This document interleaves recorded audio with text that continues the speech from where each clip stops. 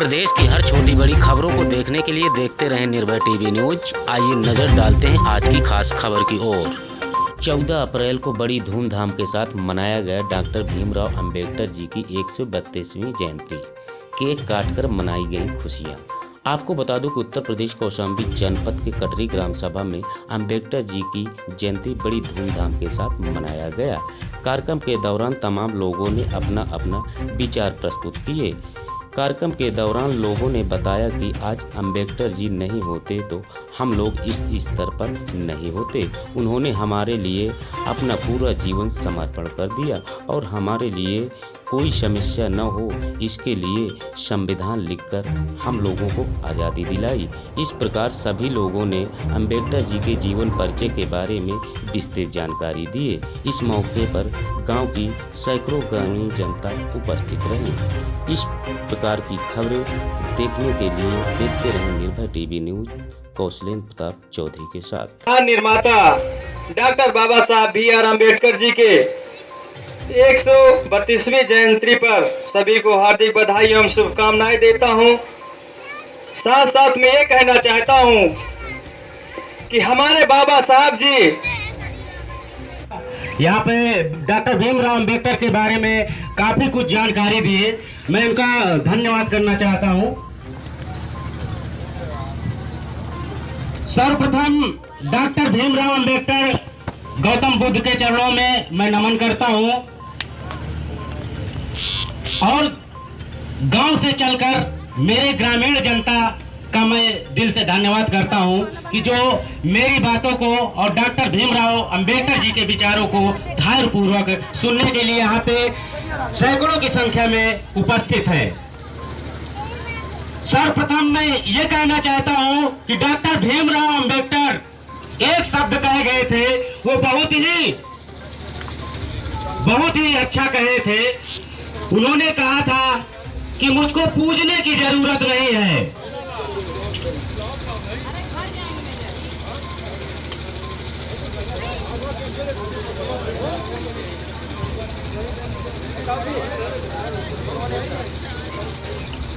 Doctor Bhimrao Ambedkar ji बोले थे कि मुझको पूजने की जरूरत नहीं है, मुझको सिर्फ समझने की जरूरत है। जिसने मुझको समझ लिया, मेरे विचारों को समझ लिया, उसको कभी पूजा करने की जरूरत नहीं पड़ेगी। वो महापुरुष अगर चाहते तो कहते भैया मेरी पूजा करो, मेरी अर्चना करो, मेरी भक्ति करो, मेरे चित्त पर अगरबत्ती जलाओ। उन्होंने ये नहीं कहा। उन्होंने कहा कि सिर्फ मुझको समझो, मेरी किताब को समझो, मेरे विचार को समझो। जिस दिन मेरा विचार आप समझ जाएंगे उस दिन आपको पूजने की जरूरत नहीं पड़ेगी। खास तौर पर मैं महिलाओं को कहना चाहता हूं कि महिलाएं हमारी अंधविश्वास पाखंडवाद के गिरफ्त में 100% रहती है। सबसे ज्यादा समाज में समझने की आवश्यकता है तो सिर्फ और सिर्फ महिलाओं की। जिस दिन महिलाएं गांव से क्या पूरे विश्व से अंधविश्वास का खात्मा हो जाएगा और जिस दिन अंधविश्वास पूजा पाठ पाखंडवाद बिल्कुल खत्म हो जाएगा उस दिन हमारा जीवन बहुत ही सुखमय और सुखकारी होगा। डॉक्टर भीमराव अंबेडकर उन्होंने कहा था कि आप गरीबी में जी लो, एक रोटी कम खा लो, कपड़े कम पहनो, लेकिन अपने बच्चों को जरूर पढ़ाओ। उन्होंने क्यों कहा? उन्होंने कहा कि पढ़ाई से ही जागरूकता आ सकती है, पढ़ाई से ही पूरी लड़ाई को जीता जा सकता है। बंदूक दे देने से, तमंचा दे देने से कोई लड़ाई को जीत नहीं सकता। अगर आपके अंदर ज्ञान है, कलम है, तो आप पूरी लड़ाई को जीत सकते हैं। तो डॉक्टर भीमराव अंबेडकर सर्व समाज को लेकर के चले, कोई खास विशेष तौर पे जातिवाद उनके अंदर नहीं थी, क्योंकि वो जातिवाद तो हमेशा से खुद मिटाना चाहते थे। उन्होंने अपने संविधान में सर्व समाज के लिए, सर्व समाज के उत्थान के लिए उन्होंने अपने पुस्तक संविधान में हर सर्व समाज, हर धर्म के लोगों का समान अधिकार रखा है, समान विचार है। कोई भी उनके बनाए हुए संविधान पे खोट नहीं निकाल सकता है, क्योंकि उन्होंने ऐसे ऐसे गढ़ गढ़ करके उन्होंने उस संविधान में शब्द रखा है कि जिसमें किसी का अनहित नहीं होगा।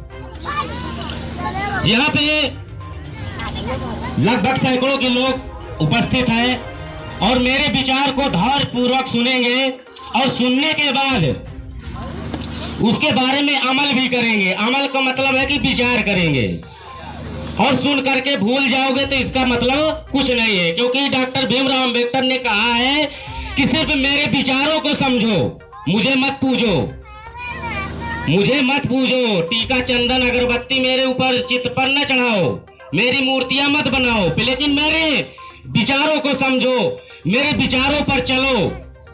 और जिस दिन मेरे विचारों पर आप चलने लगोगे उस दिन आपको कभी मंदिर जाने की जरूरत ही नहीं पड़ेगी, क्योंकि आपके अंदर इतना ज्ञान, इतना ऊर्जा और इतना आपके अंदर विकास हो जाएगा तो आप मंदिर की तरफ आप देखेंगे भी नहीं। तो इसलिए मेरी बातों को धैर्य से सुनिएगा और उसके बारे में विचार करिएगा। उन्होंने 3 बातें कही थी, वो 3 बातें हमको और पूरे समाज को याद करना चाहिए और उन 3 बातों को लेकर हमेशा चलना चाहिए। उन्होंने कहा कि संघर्ष करिए, साथ रहिए, एक साथ आवाज उठाइए। अगर हम लोग एक साथ रहेंगे, एक साथ और एक सुर होगी, एक आवाज होगी, तो एक बहुत बड़ा हमारा कारवां होगा। हमारा 1-2 नहीं, हजारों और लाखों की संख्या में हमारे पीछे लोग चलने के लिए तैयार हो जाएंगे। अगर हमारा विचार 3 लोग या 3 प्रकार के हमारे विचार को मानेंगे तो हमेशा आगे की ओर बढ़ते जाएंगे और कभी पीछे नहीं मुड़कर देखेंगे। तो हमारी महिलाओं को मैं विशेष तौर पे कहना चाहूंगा कि सबसे ज्यादा पाखंडवाद, पूजा पाठ, देवी देवता सिर्फ सबसे ज्यादा महिलाओं के अंदर है। आप जानते हैं कि पूजा पाठ, देवी देवता के करने से हमारी उन्नति नहीं हो सकती है। अगर उन्नति होती तो हमारे बाप दादा आज हजारों साल से पूजते चले आए हैं, अगरबत्ती जलाते चले आए हैं, हल्दी लगाते चले आए हैं। इसके पहले कोई था क्या? किसी के तन पे कपड़ा होता था क्या? कोई माइक में बोलता था क्या? कोई कुर्सी पे बैठता था क्या? अगर देवी के पूजने से या मंदिर में जाने से अगर हमारे अंदर बदलाव आता या विकास होता तो पढ़ाई की आवश्यकता ही नहीं पड़ती। आज जो बदलाव आया है वो शिक्षा से आया है। अगर आपके अंदर शिक्षा है तो आप निरंतर आगे बढ़ते रहेंगे।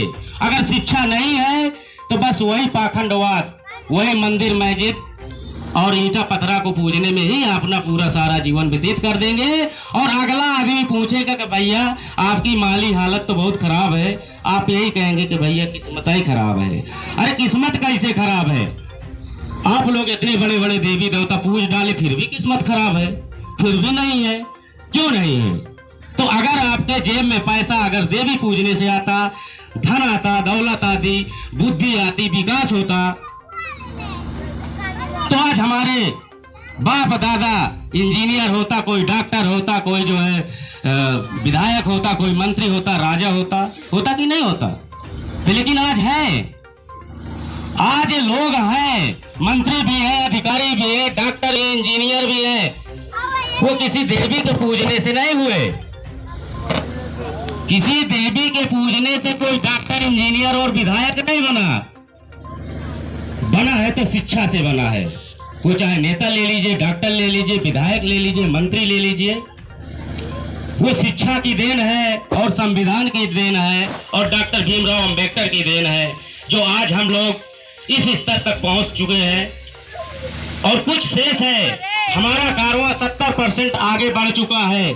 30% कारवां रुका है तो वो महिलाओं की वजह से रुका है। क्योंकि पुरुष तो जाना चाहता है शिक्षा की ओर, लेकिन महिला हाथ खींच के ले जा रही है मंदिर की ओर। तो 30% विकास, 50% विकास सिर्फ इसी में रुका हुआ है। पुरुष तो चाहता है कि मैं 100 रुपए कमाऊं और 50 रुपए में मैं अपने बच्चों को पढ़ा लूं, लेकिन नहीं, महिला कह रही है कि नहीं, मैं व्रत रखी हूं, कम से कम 1000 का खर्चा तो उसमें है।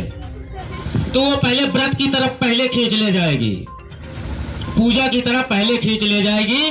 पुरुष का चल ही नहीं पाता कि वो अपने बच्चों को पढ़ा ले। तो सबसे मेन जड़ समस्या सिर्फ महिलाओं की है। जिस दिन महिलाएं समझ गई तो हमारे समाज के अंदर से सारी बुराइयां, सारी कुरीतियां दूर हो जाएगी। अगर मुझको कोई बता दे आज के 50 साल पहले या 60-70 साल पहले कोई विकास मुझको बता दे, कोई डॉक्टर इंजीनियर दिखा दे मुझको। भाई अगर पूजा पाठ मंदिर में, अंधविश्वास में अगर इतनी शक्ति होती तो होते कि नहीं होते? तो हमारे समाज में सिर्फ महिलाओं को समझने की जरूरत है, बच्चों को समझने की जरूरत है।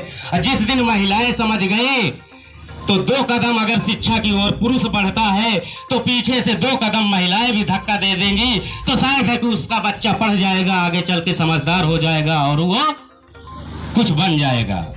लेकिन ऐसा नहीं होता है। तो मैं सबसे ज्यादा आग्रह करूंगा महिलाओं को, सभी महिलाओं को, चाहे वो मेरे गांव की हो, चाहे बाहर की हो, चाहे जिस समाज की हो, अगर महिलाएं समझदार हो गई, समझ गई, इस पाखंडवाद से दूर निकल गई तो हमारा समाज निरंतर बिल्कुल प्रगति पे आ जाएगा। इसमें कोई रोक नहीं सकता है। आज जो समाज हमारा आगे आया है वो पढ़ाई की देन है, शिक्षा की देन है, अंबेडकर के संविधान की देन है। आज जो पढ़ लिख करके अगर भी उसके अंदर अहंकार आ गया कि नहीं अब मुझे मेरा कोई नहीं बिगाड़ सकता क्योंकि मैं इतना आगे आ चुका हूँ, मैं पैसा वाला हो चुका हूँ, तो वो उसकी भूल है। क्योंकि अगर आपके अंदर शिक्षा नहीं है, ज्ञान नहीं है, तो आप कभी भी विकास के बारे में बात भी नहीं कर सकते। बैठे रहे बच्चे बैठे रहे अपने दर पे, सभी को मिलेगा। तो आज ग्राम सभा कटरी में आज मुझको बहुत बड़ी खुशी हो रही है कि आज कटरी गांव में आज इस प्रकार का प्रोग्राम किया गया। मैं तो आज 4-5 प्रोग्राम मंजनपुर में, करारी में और सैनी में छोड़ करके आया हूं। जब इन्होंने बताया कि भैया ये इस प्रोग्राम का आयोजन करना चाहते हैं, मैंने तुरंत कहा, मैंने कहा ठीक है भाई साहब आप करिए, जो भी मेरी आवश्यकता पड़े बताइए, मैं बिल्कुल तत्पर हूँ। मैंने वो 3-4 प्रोग्राम बाहर के छोड़ दिए। मैंने कहा मैं चाहे जैसे करूँ के आऊँगा। मैं वहाँ से तुरंत चल करके मैं अपने गांव का, मैंने कहा भाई साहब मैं जा रहा हूँ अपने गांव का प्रोग्राम में, मुझको बुलाया गया है, मैं अपने गांव में पहुँचूंगा क्योंकि सर्वप्रथम वहाँ प्रोग्राम का आयोजन किया गया है। तो आज इतने लोग इकट्ठा है, इस विचार को सुन रहे हैं, मुझको बहुत खुशी हो रही है। कम से कम सुन तो रहे हैं। अगर 2 बात सुनेंगे, 2 बात अपने मन में विचार करेंगे कि हाँ बात सही है कि गलत है, तो शायद है कि 2-4% बदलाव आ जाएगा। फूंक ले, कुछ नहीं हो। सिर्फ डॉक्टर भीमराव अंबेडकर की जयंती मना लेने से ही हमारे जीवन में बदलाव नहीं आएगा। इस त्योहार को मना लेने से ही बदलाव नहीं आएगा, या 10 मिनट को भाषण को सुन लेने से बदलाव नहीं आएगा। जब तक अपने मन में, अपने अंदर विचार को धारण नहीं करेंगे, अपने विचार नहीं बनाएंगे, अंदर मंथन नहीं करेंगे, तो इसमें बदलाव आने वाला नहीं है। तो इसलिए सुनने के बाद विचार करना है।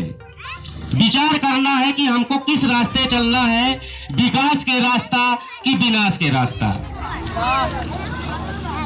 आज तक मैं सदियों से सुनता चला आ रहा हूं कि स्वर्ग नर्क, स्वर्ग नर्क का मैं चक्कर बचपन से सुनते आ रहा हूं कि स्वर्ग है, नर्क है, यहाँ जगह नहीं मिलेगी, वहां नहीं मिलेगी। महिलाएं इस चक्कर में बहुत रहती हैं।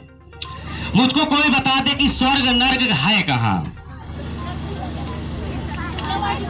अरे नर्क की जीवन तो यही जी रहे हो, और स्वर्ग भी यही है, नरक भी यही है। अगर अच्छा कार्य करोगे, अच्छा रास्ता चलोगे, अच्छा विचार रहेगा तो आप स्वर्ग की जीवन जिएंगे। अगर आप पढ़ाई नहीं करेंगे, अशिक्षा रहेगी, दरिद्रता रहेगी, तो यही आपका नरक है। कोई आसमान में ऊपर कोई जो है स्वर्ग नरक नहीं बना हुआ है, और ना वहाँ पे कोई जो है आग जल रही है, ना कोई कुछ है, सब कुछ यहीं पे है। तो अपने मन से ये स्वर्ग नरक का, अंधविश्वास का अंदर से आप भावना को खत्म कर करके एक अम्बेडकरवादी विचारधारा को लेकर के अगर चलेंगे तो हमारा समाज, आपका समाज, परिवार आगे बढ़ सकेगा। अगर ये चीज अगर नहीं करते हैं तो मात्र अम्बेडकर जयंती मना लेने से या केक काट लेने से ही बदलाव नहीं आएगा। अगर हमको अपने जीवन में समाज को बदलना है, बच्चों को बदलना है, बच्चों को अच्छे जीवन, अच्छी परवरिश और अच्छा बनाना चाहते हैं, तो अम्बेडकर जी के विचारों को, उनकी पुस्तकों को पढ़ करके, ज्ञान अर्जित करके हम अपने जीवन को सफल बना सकते हैं। और जिस दिन आप अम्बेडकर के बारे में आप जान लिए, पढ़ लिए, समझ लिए, उस दिन मैं कसम से कह रहा हूं कि आपको पूजा करने की जरूरत ही नहीं पड़ेगी। आप अगर उसको समझ गए तो आप स्वयं ही उस रास्ते को छोड़ ही देंगे। आप समझ जाएंगे कि सिर्फ संघर्ष ही जीवन है, संघर्ष ही सब कुछ है। इसके बाद कोई भी पूजा पाठ से हमको कोई लाभ मिलने वाला नहीं है। ये तो पूजा पाठ, अगरबत्ती एक, ये तो आत्मसंतुष्टि है कि हम अगर किसी के सामने हाथ जोड़ करके प्रार्थना कर लेते तो हमारे दिल के अंदर की आत्मा को संतुष्टि मिल जाती कि हाँ, हमने ये काम किया और इसमें हमने इससे माफी मांग लिया। तो क्या होता है कि अपने अंदर एक जो है संतुष्टि हो जाती है, लेकिन उसमें से आपको बदलाव नहीं आ सकता है। तो इसलिए हमको मिल करके, एक साथ चल करके संघर्ष करना है, आगे बढ़ना है। आज इन्होंने ये प्रयास किया और यहाँ पे लोग इतने इकट्ठा हैं, लोग विचारों को सुन रहे हैं। अगर ये इनके अंदर थोड़ा से ज्ञान नहीं होता तो शायद है क्या ये प्रोग्राम कर पाते क्या? कोई नहीं कर पाता, क्योंकि इनके अंदर थोड़ा से शिक्षा थी, ज्ञान था। इन्होंने डॉक्टर भीमराव अंबेडकर के बारे में समझा, इनको पढ़ा। आज इन्होंने, इनके अंदर एक जज्बा पैदा हुआ कि आज हम भी डॉक्टर भीमराव अंबेडकर की जयंती मनाएंगे और लोगों को उनके बारे में हम बताएंगे। तो इसी प्रकार हमारे महापुरुष डॉक्टर भीमराव अंबेडकर किसी देवी देवता से कम नहीं है। इनका स्थान सर्वोपरि है, मैं तो कहता हूँ सबसे ऊंचा है। तो इनको पूजने की जरूरत नहीं है, इनको सिर्फ समझने की जरूरत है, इनको पढ़ने की जरूरत है। अगर इनको आप पढ़ लिए तो आप आगे बढ़ जाएंगे। अगर आप इनको समझे नहीं, मात्र सिर्फ एक जयंती के रूप में मना करके भूल जाएंगे, तो इसका कोई मतलब नहीं निकलेगा। तो आप लोग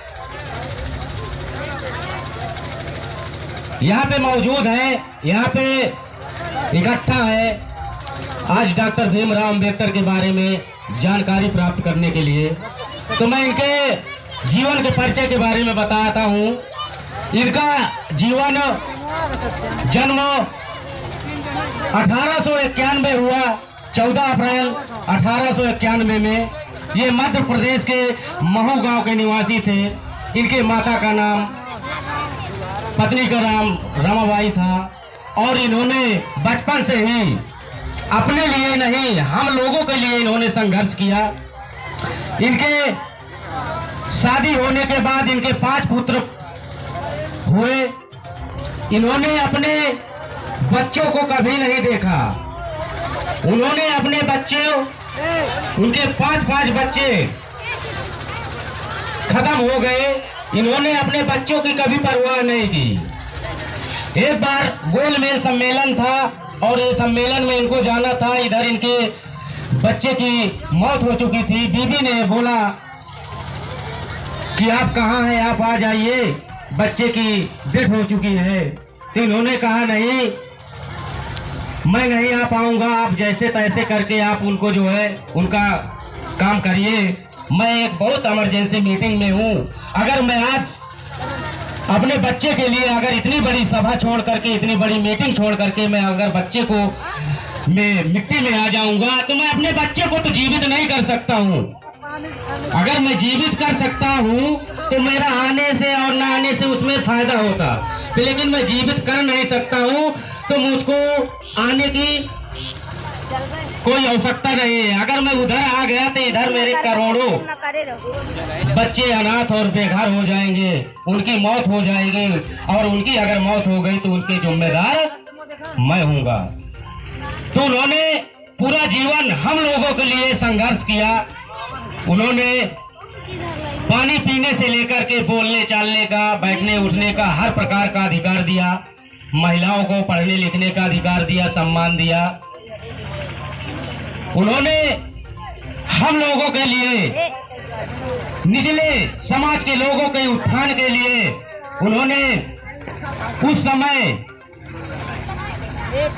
जब मनवाद बिल्कुल चरम सीमा पर थी कि कोई आंख उठा करके क्या कर्म से झुका करके सीधा करके चल नहीं सकता था, उस समय हम लोगों के लिए डॉक्टर भीमराव अंबेडकर ने संघर्ष किया।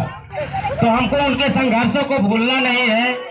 उनके मिशन के बारे में, उनके संघर्षों के बारे में हमको निरंतर याद करना है और उनके विचारों पे चलना है।